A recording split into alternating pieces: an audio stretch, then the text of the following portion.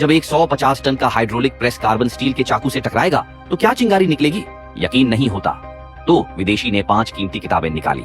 चमचमाता चीनी carbon steel का चाकू चमक रहा था। हाइड्रोलिक प्रेस से धीरे धीरे नीचे की ओर धकेले जाने पर दादाजी के कार्बन स्टील के चाकू ने फिर से 5 किताबों को आसानी से भेद दिया। ये लकड़ी के कवर वाली 5 किताबें थीं। फिर भी वे देश में बने कार्बन स्टील के चाकू के सामने टोफू जैसी थीं।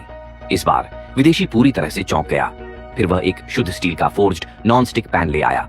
इतना मोटा पैन, क्या कार्बन स्टील का चाकू इसे झेल नहीं पाएगा?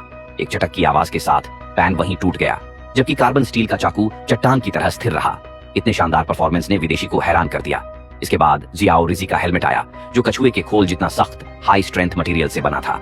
कार्बन स्टील के चाकू ने इसे केक की तरह काटा, सीधे बीच से एक स्मूथ आसान मोशन में। इतने सारे राउंड टेस्टिंग के बाद भी ब्लेड और टिप बिल्कुल सही रहे। विदेशी, जो अपनी मार्शल एथिक्स के लिए नहीं जाने जाते, सीधे हाई कार्बन स्टील के 10 सेंटीमीटर मोटे टुकड़े पर गए। इतने सख्त मटेरियल का सामना करते हुए हमारा कार्बन स्टील का चाकू आखिरकार हार गया। ब्लेड कई टुकड़ों में टूट गया। यह नतीजा उम्मीद के मुताबिक था। आखिरकार कोई भी चाकू इतनी सख्ती नहीं झेल सकता। अब यह एक जापानी कार्बन स्टील का चाकू है। क्या आपको लगता है कि एक सख्त बैल का पिछला हिस्सा 2 टुकड़ों में काटा जा सकता है? 150 टन के हाइड्रोलिक प्रेस ने कार्बन स्टील के चाकू को धीरे धीरे आगे बढ़ाया।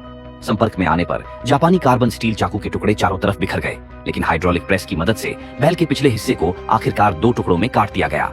देश में बने कार्बन स्टील चाकू और जापान में बने कार्बन स्टील चाकू के बीच आमने सामने की तुलना। कौन सा सबसे अच्छा है? ऊपर वाला काला ब्लेड जापान का है और नीचे वाला चीन का है।